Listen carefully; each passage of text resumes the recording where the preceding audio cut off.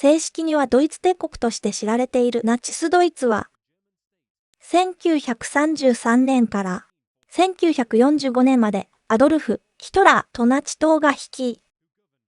全体主義、独裁政権をしたドイツ国家でした。第三帝国という用語は第三の王国または第三帝国を意味し、ナチス、ドイツが、ドイツ帝国両方の経済というのを宣言をします。ドイツ帝国は、1871年から1918年の間に成立し、皇帝リューヘル2世の代で終わりました。ナチスドイツでは、失業はほとんどなかったものの、生活は困難。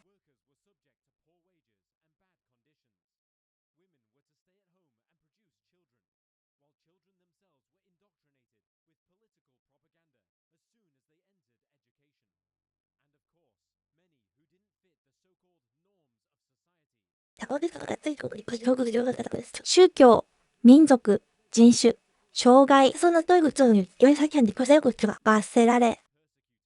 迫害されました。このドキュメンタリーでは、第三帝国の攻防を探ります。ドイツの世界の戦争へようこそ。音楽。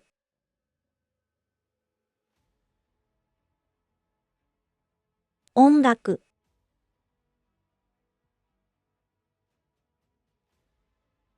音楽。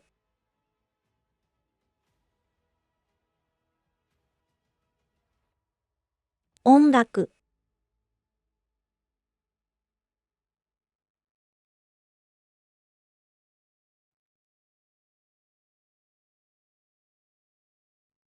1919年後半、アドルフ・ヒトラーはドイツ労働党に入党しました。この極右政党は一次世界大戦終結後に設立されましたが、党はわずか1年余りしか存続しませんでした。ヒトラーにとって旧国の重要なサイトにいたヒトラーは、党内で目立つ存在となり、脱退ジャックスタートに党首にまで就任しました。彼がされるのを望む人は誰もいませんでした。彼は党内で最も人気のある演説家の一人であり、党に注目と支持を集めていたからです。翌年、グループは古い名前を捨て、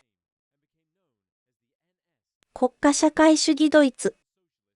労働党 NSDP として知られるようになりましたが、今日では単にナチ党と呼ばれています。ヒトラーは社会主義という用語の使用を彼の政治方針にそこはないとして承認しませんでした。彼は策や労働者配給のシーンを弱くするために選ばれました。当初、党は、反資本主義、反領主義不可領域が入っていたが、一般的に右翼政党とみなされ、後に左翼的な要素は、党の協議から排除され、親ビジネス派、と富裕層保護、派に置き換えられました。ヒトラーは数年間ナチ党の指導者であり続けましたが、1922年にバイエルン、エスパイスクラのコルサルに対され、国民の注目を照らした彼は罪で懲役5年の判決を受けましたが、釈放されるまでわずか9ヶ月しか服役しませんでした。この頃、彼は、今では悪名高い鉱山収容所、英語では我が闘争として知られています。都市伝的な宣言を書き上げました。これは多くのナチ党の政策基礎となりました。ヒトラーは、刑務所を出ると、新たに多名性を利用して運動を始める機会を捉えました。彼と彼のナチ党は、反共産主義、反ユダヤ主義、超国家主義、そして第二次世界大戦の終わりに調印されたベルサイユ条約の完全な破棄を主張しました。彼は運動を執拗に行いました。ナチ党、1929年のアメリカのウォール街大暴落まで、ドイツ経済と国民は危機に陥りませんでした。ドイツの民間人が直面していた困難な危機に乗じてヒトラーは政府を声高に否定し、国民への支援と配慮の欠如を批判し始めました。この頃、左派のドイツ共産党 KPD が革命を訴えて台頭し始めました。多くの国民が共産主義を恐れていたため、代わりにナチ党を支持することを選択しました。ヒトラーは、1932年に大統領選に出馬しましたが、パウル・フォン・ヒンデンルクに敗れましたが、2位となり強い支持基盤を維持し、そのスタイルだとドイツ社会で最大の政党に成長しました。翌年の1933年1月、ヒトラーはドイツの新首相に任命され、その後数ヶ月で、可能な限りの権力を掌握しようと取り組み始めました。首相に任命されてから1ヶ月の経たないうちに、ライヒの社が放火されました。ヒトラーは、共産主義者が放火の責任を負い、ヒンデンブルクに圧力をかけ、国会議事と放火法令を可決させた。この法令は、ドイツ国民がそれまで、享受していた多くの市民的自由を制限し、表現の自由や出版の自由、通信の秘密の保持と市民の自由を制限した。法律と入試で裏側は不公平だったので、結構人体実施するのは政府の責任だった。この法令により、政府は、以前は連邦州に留保されていた権限を引き継ぎ、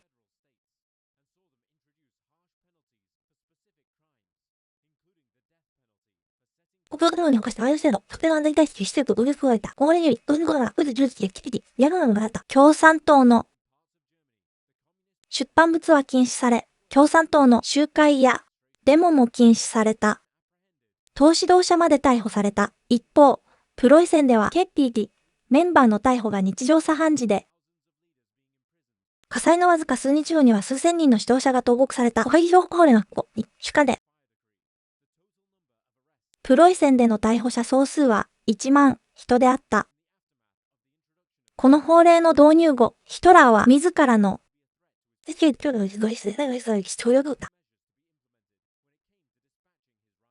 こうして1933年全権委任法が成立した。この法律は、ドイツ内閣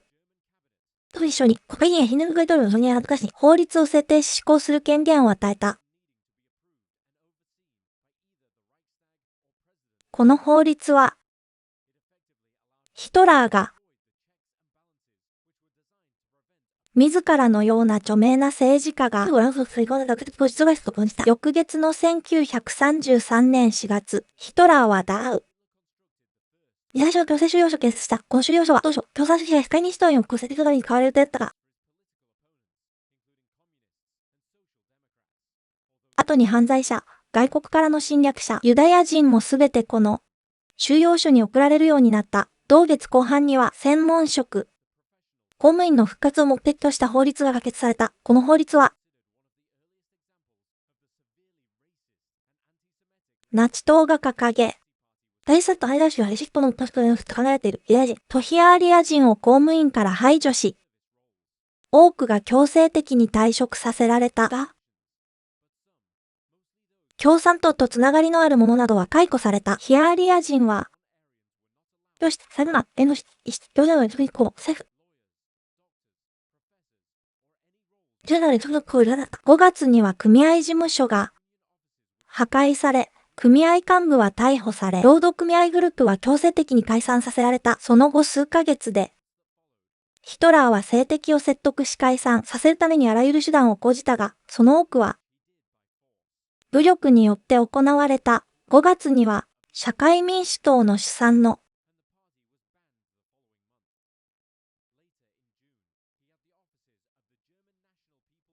差し押さえ。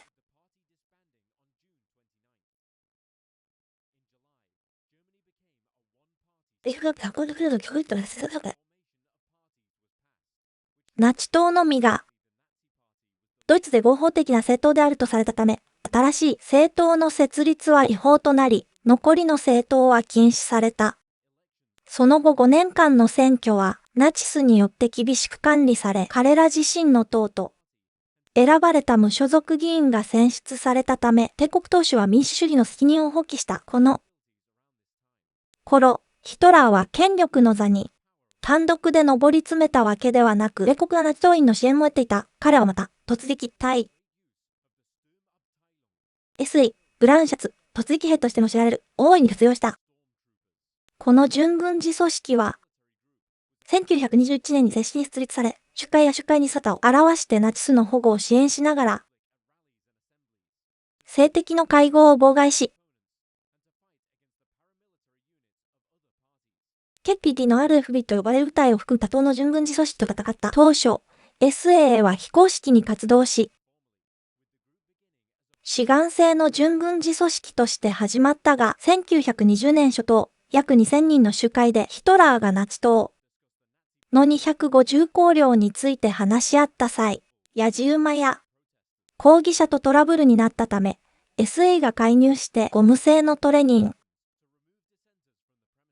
翌年、彼らは公式グループとして設立され、ヒトラーの世界時代を通して脅威とみなした。人々を廃止恐怖を広げたに使用されました。1934年8月、フォン・ヒンデンベルク大統領が亡くなり、ヒトラーは権力を掌握する機会を捉え、ドイツのフーラーとなりました。そのわずか2ヶ月前、彼は英国と会員に手紙を書いていました。引用、ナンセンスを言っていると思われるリスクを冒して、言うが、国家、社会主義運動は1000年続くだろう。15年前、私が、それとどっちと宣伝したとき、宗教は小学と忘れた、朝フェルドにと宣伝したとき、彼らはも同じように思うには、引用、終了ヒトラーは、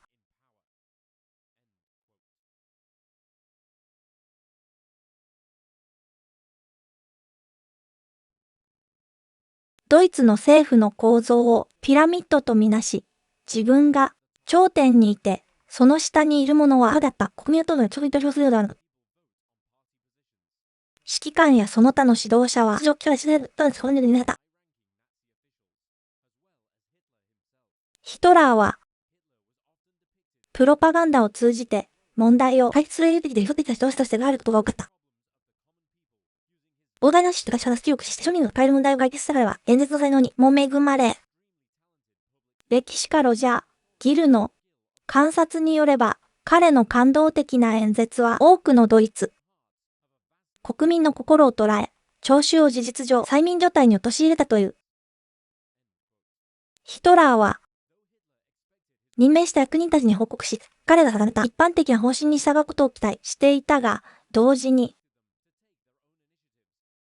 状況に対処する際には自ら率先して行動し、ドイツにおける自身の目標達成に役立つような決定を下すことを期待していた。おそらく反乱を避けるためだったのだろう。彼はしばしば指導者たちを対立させ、不信感と内紛に満ちた職場環境を醸成した部下に矛盾した命令を出し、彼らの仕事を重複させることでしばしば彼らの間で対立が生じた。1934年、ヒトラーはドイツ国をペレスに関する法律を設定した。それまで首相を務めていたチット大統領の地位を統合した。つまり、ヒトラーは、両方の権限を持つことになった。また、ヒトラーを解任できるのは、直後にヒトラー自身だとなったヒトラーの政権下では、軍人だけでなく公務員も、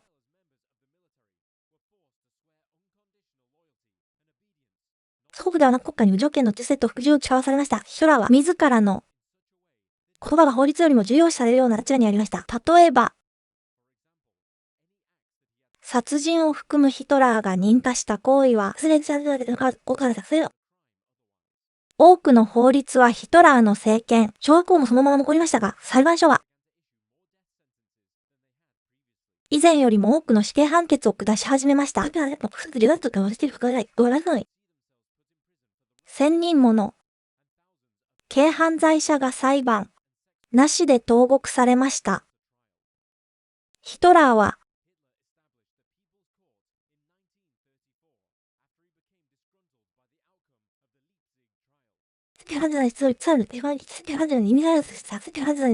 議事堂放火の罪で起訴され、同年9月から12月にかけて行われた一期裁判は、12月23日に最高裁判所で開かれ、裁判官は、共産主義者が、ライヒの将来カーリンゴがあると信じていました。5人のこの10人が放火攻撃に関与したという証拠は不十分だった。ため、オランダ、国籍のマリヌス、バナル、ルバだけが有罪判決を受け、死刑判決を受けました。彼は1934年1月10日に処刑されました。人民裁判所は、敗北主義。フ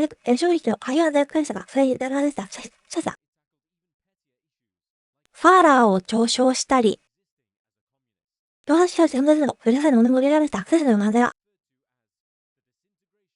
防衛能力の崩壊と呼ばれ、被告人は重い罰を受け、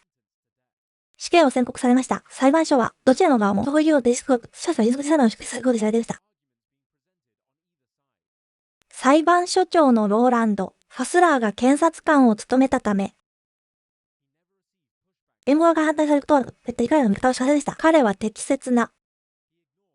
手続きと法と正義の基準を無視し、今日では多くの人がそれを、カンガルー。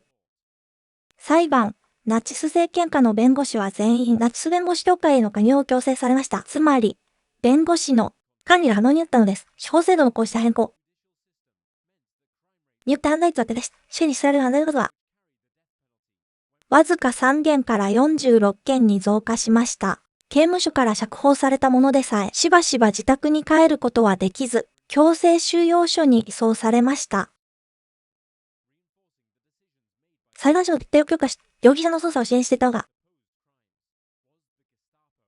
ドイツの秘密警察ゲシュタポでした。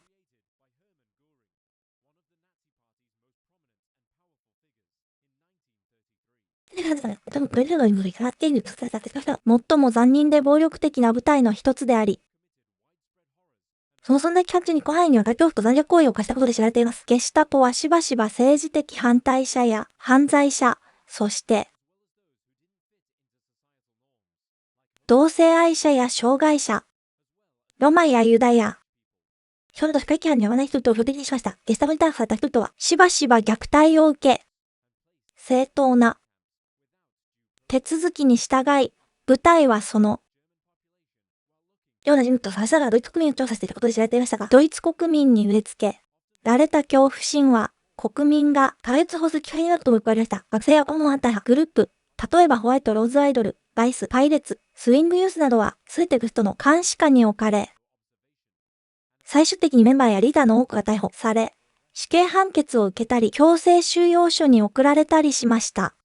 1930年代半ばから後半にかけて、ゲシュタポは多くのレジスタンス、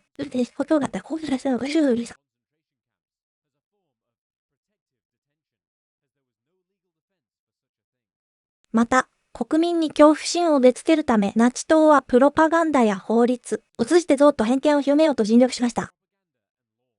周知の通り、人種差別と反ユダヤ主義は党の教義の基本的な柱であり、ナチスは、優れたマスターレースは、アーリア人種であると信じていました。事実上、18世紀または19世紀の、よく言うと黒人のうちで、黒人にたまない大臣、黒人、ロマ人は、ナチスによって、ヨーロッパ人と見なされていたため、いわゆるアリア人種と見なされませんでした。ナチスは、劣等人種が社会に浸透し、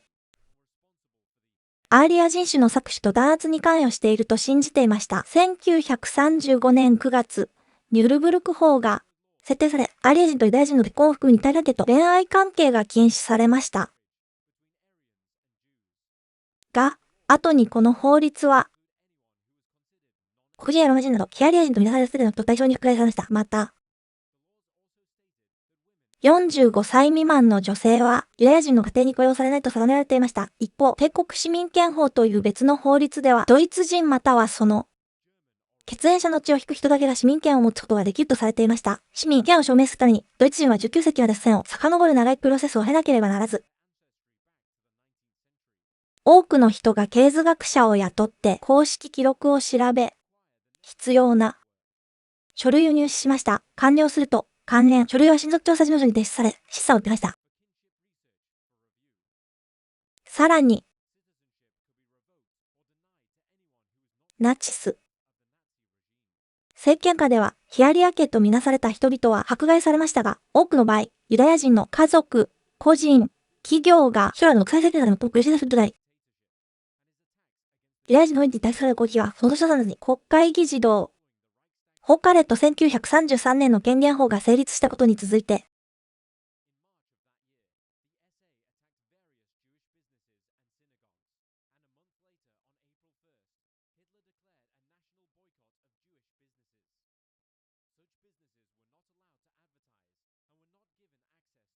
ユダヤ人の立ち入りを禁止する標識を掲げ始めました。前述のように、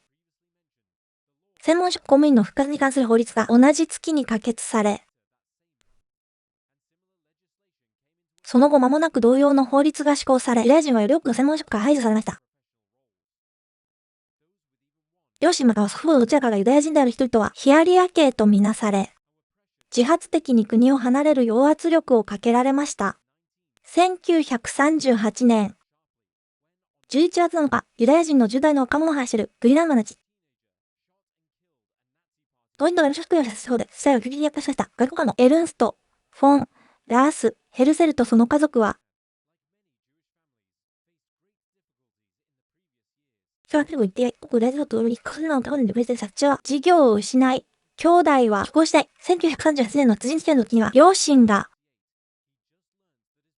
強制的にから出られ、ポーランド国境にあるスペインの強制収容所に送られたことを知ったばかりでした。殺人。事件の後、ナチスは暴動を扇動し、SA は全国のシナゴーグ、学校、家、その他のユダヤ人の財産を破壊しました。少なくとも91人のドイツ系ユダヤ人が殺害されました。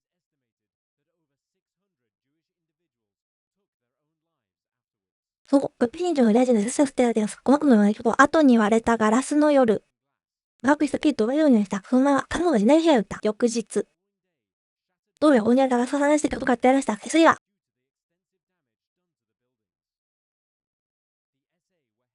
民間人やヒトラー・ユーゲントのメンバーの支援を受け、最終的に約267のシナゴーグが破壊されました。ビジネスは破綻し、約3万人のユダヤ人男性が逮捕され、残虐な強制収容所に送られた。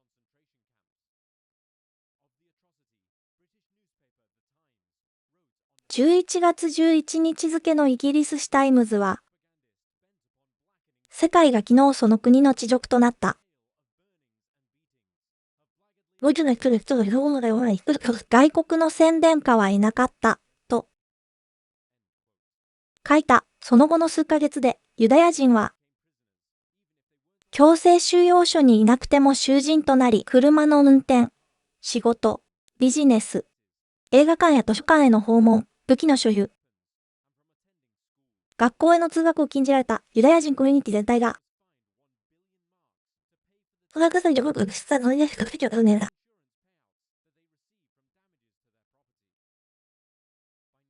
1939年までに、ドイツに住んでいた43万7千人のユダヤ人のうち約25万人が国を去った。ナチス政権によって導入された際に別の投資プログラムは、障害者を安楽死させるキャンペーンを行った T4 作戦だった。ED、特別に選ばれた医師が、元の臨時大学検査をして不死のやめと判断された患者をやり、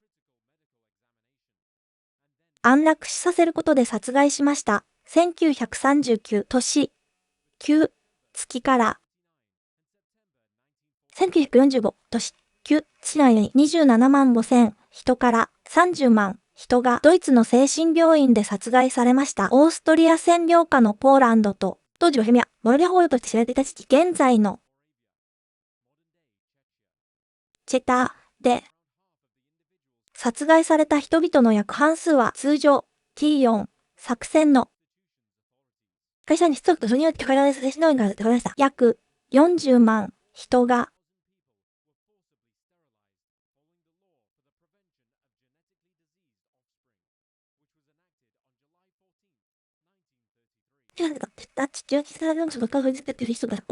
精神薄弱とみなされましたが、その他の人々は不潔または何らかの逸脱行動をしているとみなされました。性労働者。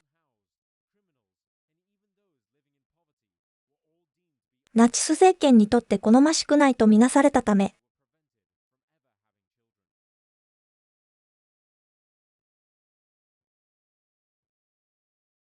子供を持つことが禁じられた多くのドイツ国民は、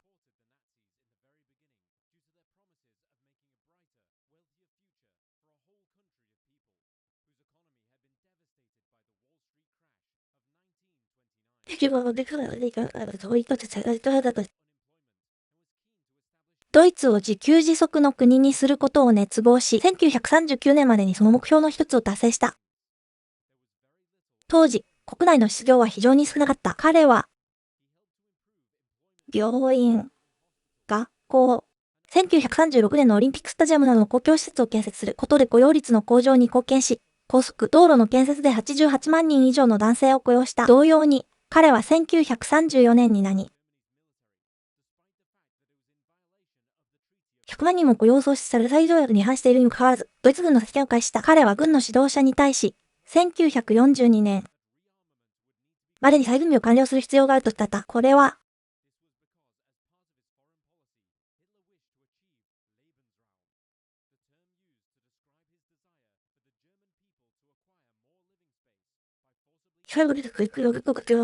ラーンの王国という概念は、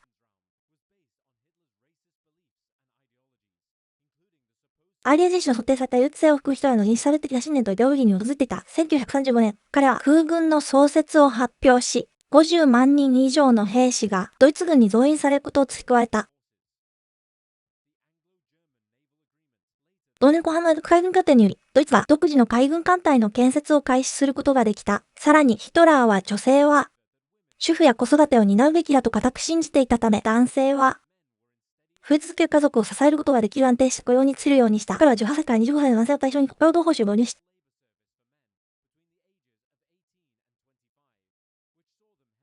前述の公共、施設や道路の建設を手伝わせた。また、若い男性を軍隊に徴兵した。将来の設定では失業率が信じられないほど低かったが、これらの統計には、失業させられて、強制収容所に移送されたユダヤ人や、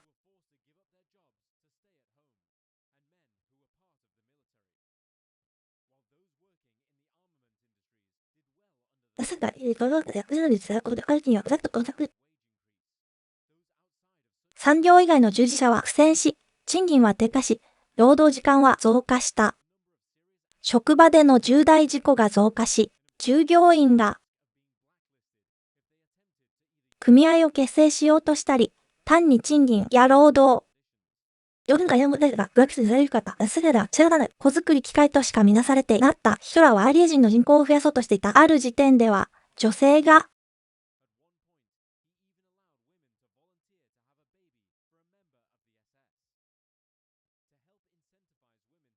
定住し、結婚奨励法を導入し、新婚者は1000マルクの融資を受け、子供、肉悪く泳いた子供とんだ母親には、母親、従事証が授与された。女性全体としては働くことを強く控えさせられ、最終的に失業。女性に家庭内への奨励を与える。女性は戦争出血の2年前の1943年まで軍隊に徴兵されなかった。注目すべきことに、若い女の子でさえ、伝統的な性、役割の競技から逃れることができなかった。男の子にはヒトラーユーゲントプログラムがあり、健康維持やライフルの射撃を教える一方で、若い女の子にはドイツ女子連盟があり、料理や裁縫を教える。男女ともに学校。ナチスの信念を資本ことに焦点を当てて開発された授業が教えられた歴史と授業には党が台頭した経緯が含まれ、生物学では、優生学や疑似科学について学ぶ。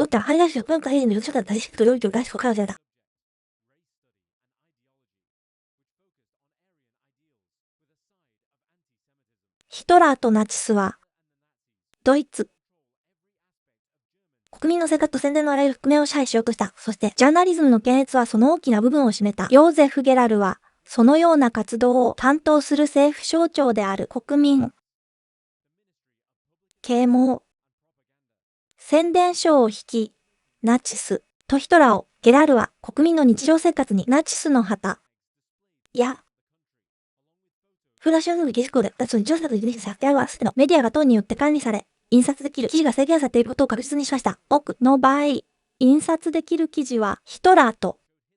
ナチスに好意的な見方をする記事ばかりでした。同様に、当時唯一アクセス可能なラジオ局はドイツ放送協会であり、もちろんゲラーゴブルズが運営していました。ナチスは国民の支持を示すために定期的に集会を開き、1936年のオリンピックは、アーリア人種の優位性を誇示するために利用されました。該当の拡声器は、世間を支するメッセージを訴えたりに使用されました。ナチス土性は非常に低く、芸術や文化にまで及んでいました。現代美術はヒトラーによって大敗的とみなされ、6500点以上の作品が公開から排除されました。ドイツで上映される映画は、有用なプロパガンダの目的で使用される場合のみでした。最終的には映画の制作と配給を掌握し、党は政治的に信頼できる映画制作のための専門学校を設置させたエラジア作りを外出項目は禁止されましたが、ドイツの作曲家の作品は大々的に宣伝されましたが、ジャズ音楽も、大々的にされましたが、ダスデンは光のして書籍について非常に厳格でした。1933年には、ダスを道義に備え道義を概要しているとみられたスーツの本がやられました。その名には、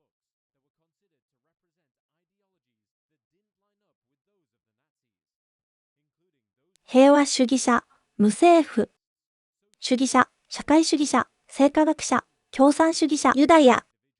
人によって書かれたものも含まれていました。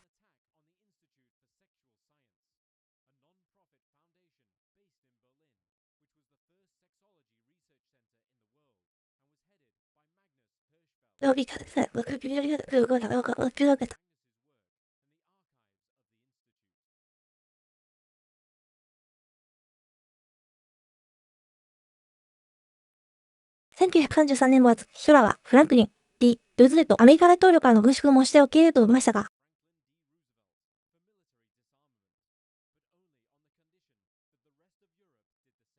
この日本にもそうだったよ。そこをどうしようとしたら、ドイツ最大会と最大から出しました。彼は、軍縮。提案は、条約は、ドイツにのみ適用されるため不公平であった。ヒトラーは、平和の逃避になり、1934年1月にはポーランドとの不可侵条約に署名し、戦争に興味がないという主張を裏付けるためにこの条約を利用した。さらに、その年の後半にオーストリアでナチス放棄が始まったが、最終的に失敗した時、ヒトラーはその計画を否定し、1930年代後半に関係を修復するためにウィーンに派遣した。1934年。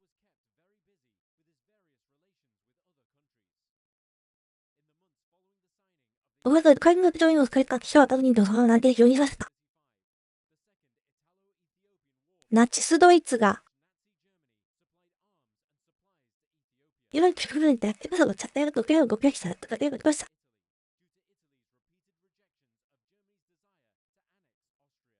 戦争はイタリアにとって負担が大きく、最終的にイタリアは、経済的にドイツに依存することになった。さらに、イタリアはオーストリアに対しての逆の概念を減らさせた。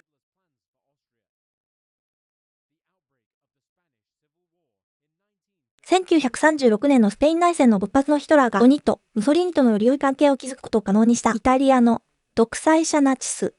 ドイツはオーストリアを擁護しようとし、ドイツをシャルに落としたが、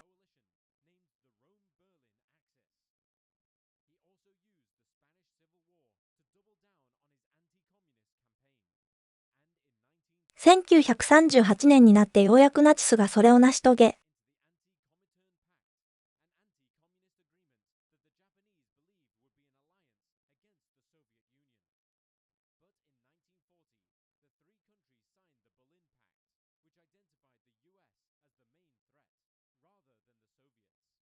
その年の初めには、計画通りには進まず、3月9日には、オーストリア国民が、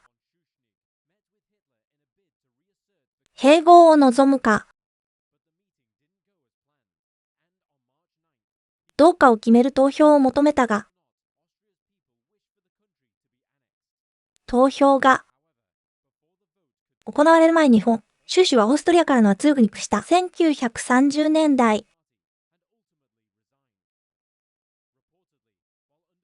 後半、ヒトラーはオーストリアに引っ越し、オーストリアの領を乱用した。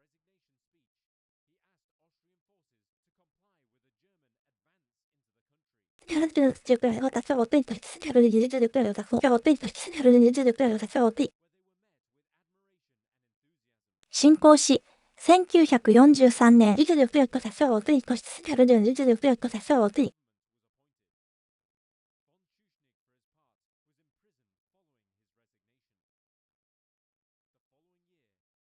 侵攻し、1945年11月1日にオーストリアを侵攻したヒトラーはドイツが撤退しなければ、イギリスとフランスが戦争を宣言すると告げられたが、ヒトラーの部下は最終的にドイツに泊まり、侵攻は続いた。1945年。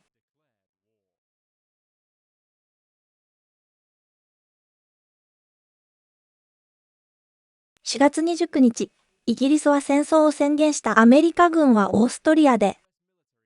最も長く運営されていた強制収容、オラガに収容がホラにいるはらにも衰弱した囚人を発見して衝撃を受けた。イタリアは陥落し、ヒトラーとナチスにとって敗北は避けられないくらい開った。翌日、ヒトラーはベルリンの地下バンカーで自ら命を絶った。彼は、ヒトラーの死と、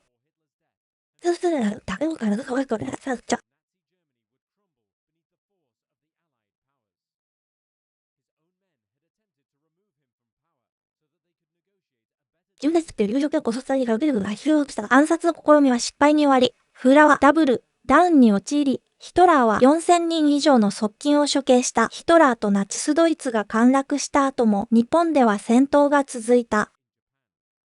9月2日。アメリカのドグラス、マッカーサー将軍が正式に降伏を受けた。第二次世界大戦は6年間の過酷な戦いの末に終結し、6000万から8000万人の人々が命を落とした。これは最人口の約 3% という前例のない数字だった。これらの死者の大部分は皆になり、その子は強制収容だった。その名にはホロコーストで。殺害された600万人のユダヤ人も含まれていた。ソ連だけでも2700万人が死亡し、多くのドイツ国民は、戦争の中で感情的にも精神的にも深い傷を負いました。ヒトラーはドイツ国民に富と権力を約束しましたが、国土の大部分は、瓦礫化し、その後間もなく広範囲にわたるキアと、国土の大部分の破壊が起こりました。ドイツは戦前の領土の4分の1を失い、その中には、ポメラニアと東プロイセン地方も含まれていました。東プロイセンはソ連とポーランドに分割され、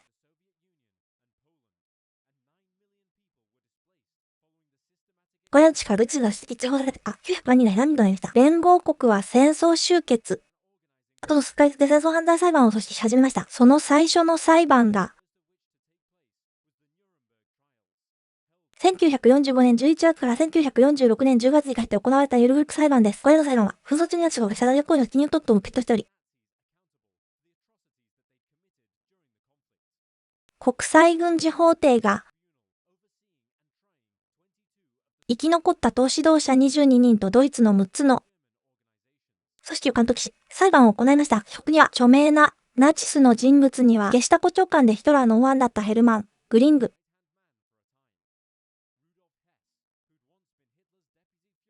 1941年に英国に渡り英国政府はこういうのが区別である。啓蒙宣伝省の報道部長だったハンス・フリターなどがいる。起訴された男性の3人を除く全員が有罪となり、12人が死刑判決を受けた。1946年から1949年にかけてさらにユルグルク裁判が行われ、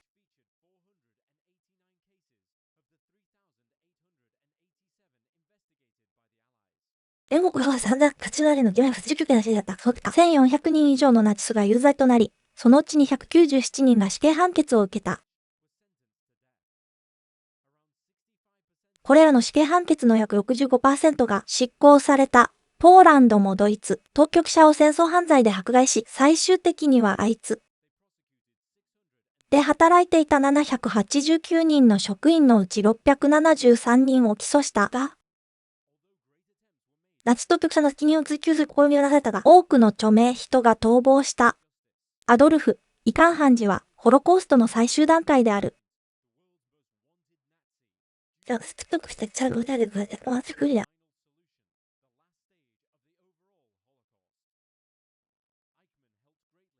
人を特定し、あいつやその他の強制収容、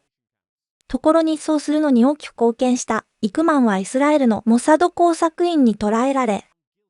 4ヶ月の裁判の後に有罪となり、死刑を宣告され、1962年5月31日に絞死刑に処された。死の天使と恐ろしいあだ名をつけられたユセフ・マングルは最終的にドイツから逃亡したもう一人のナチスの重要人物である。あいつで患者に悪夢のような実験を行うことで知られ、女性、双子、子供、失態障害者を人間の門として使用していた。彼はドイツに3年間潜伏し、最終的にアルゼンチンにたどり着き、そこで再婚して、機械設備店を経営した。イクマンが捕らえられ、西ドイツで引き渡されたと、彼は説得、要請がアルゼンチン当局に送られ、当局は見直しが必要だと述べ、事実上、引き渡しを阻止したが、ナチハンターは彼を追跡し続けた。彼は1979年にブラジルで死亡したが、その死は6年後の1985年まで確認されなかった。ドイツ国民の約 10% が、ある時点で、ナチ党員、または2500万人のメンバーを擁する。ドイツ労働戦線や1700万人のメンバーを擁する。国家社会主義人民福祉組織などのナチスに近い ENT グループのメンバーであった。第三帝国の崩壊後、連合国は、ドイツとオーストリアの社会からナチスのイデオロギーを排除し、ナチ党の指導者と役員開発ゴールとして無確認市長が立ち上げた SS のメンバーも責任を問われ、ムーブを権力の座から排除した。当初のプロジェクトは連合国によって支援されることになっていたが、1940年代後半に最終的に権力をドイツに明け渡し、1951年までに、イニシアチブは廃止された。プログラム開始当初は、徹底的な調査の意欲が高まっていましたが、ナチスモはドイツ社会に深く浸透していたため、100万人もの個人を調査し、彼らがどのような活動に参加していたかを判断し、法的に、信用はせると不可能なことでした。プログラムの動きはすぐに衰退しましたが、連合国は、ドイツの図書館からナチスの出版物を移送するスワサのシンボル、その他のナチスのエンブレム、ナチ党自体を禁止するドイツ国民にナチズムへの愛に出されてくださるカテルムドキュだせさ。南のシャーフモンスは強制収容の手段の実でられ、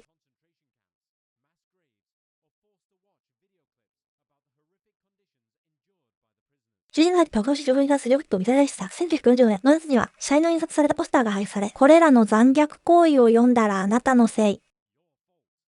またはあなたは有罪です。と非難されました。非ナチ化の取り組みが縮小されたもう一つの理由は、冷戦が迫っていたためであり、米国と英国は、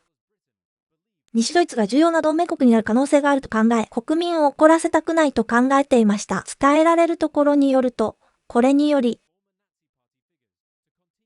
特に、集中のプロセスがひどく、嫌われた東ドイツでは、自己主張は春に関連されたが、東ドイツでは、社会を、来週が別にこれを重要だと考えてた。このプログラムを批判する現代の米国人は、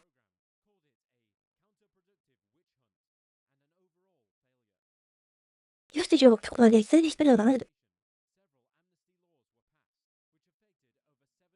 万人以上が恩赦法を受理し、SASS のメンバー、ヤナチ町の下級メンバーを含む軽い刑罰を受けた人々は最終的にこれらの情報を受けた、恩赦を受けた1957年には国務党員が政治体制に復帰した。ドイツ司法省の高官の 77% は、戦後、すべて元ナチスであった。しかし、ナチスへの支持、同情、または信念を表明することは非難され、そのような感情を表明した人々は職を失い、社会から追放された多くのドイツ市民は、たとえ、彼らは、戦争やナチの多くの残虐行為に直接参加しなかったが、10年以上にわたってアドルフ・ヒトラーは憎しみに満ちたレトリックを唱え、ドイツ国民に、第三帝国は1000年続くと確信していたが、実際には、そのほんのわずかな時間で崩壊した。